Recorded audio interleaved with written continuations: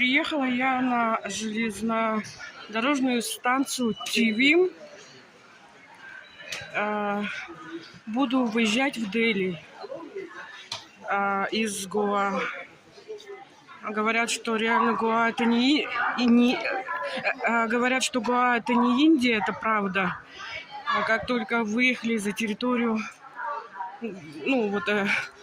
пляжной зоны, совершенно другая картина. И здесь, на удивление, нет нигде столько информации полицейских или работников станции, да. И ты просто идешь вот так, и, если не знаешь английского, то, наверное, будет сложно. И говорят, индусы,